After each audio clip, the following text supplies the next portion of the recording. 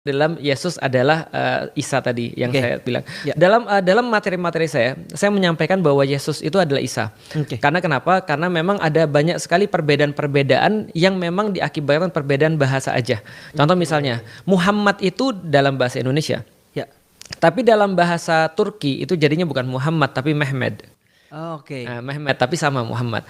Kalau misalnya di Malaysia dia bisa disingkat jadi Mat. Oke. Jadi misalnya contoh Mat siapa itu Muhammad. Kalau di Cina lebih singkat lagi, jadinya Mo. Oke. Jadi kalau ada marga Mo atau Ma itu biasanya itu adalah Muhammad. Oke. Karena nggak mungkin marganya Muhammad, nggak mungkin karena marga Iya. cuma satu kan gitu kan ya. Nah jadi itu adalah sama itu bacanya. Ibrahim adalah Abraham seperti yang sudah kita tahu. Ishak dalam bahasa Inggris adalah Isaak ya, tapi sama bacanya Ishak. Apalagi Harun itu kakaknya Musa. Itu kalau di dalam bahasa Inggris jadinya Aaron.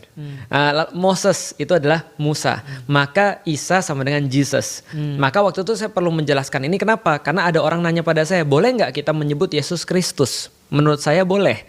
Kenapa menyebut Yesus Kristus itu boleh? Karena Yesus Kristus adalah translasi dari bahasa Arab Isa Al-Masih.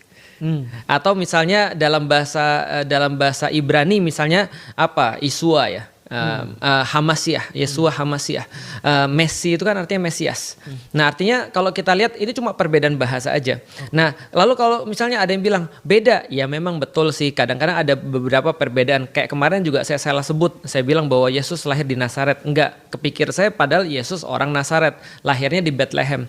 Bethlehem dalam bahasa Ibrani, dalam bahasa Arab Bait Lahem. Kadang-kadang ada beberapa perbedaan. Perbedaannya apa? Dalam keyakinan orang-orang Kristen atau Nasrani, Yesus tuh lahirnya di kandang domba. Kalau misalnya orang-orang Muslim di dalam Al-Quran tertulis bahwa Yesus lahir di bawah pohon kurma.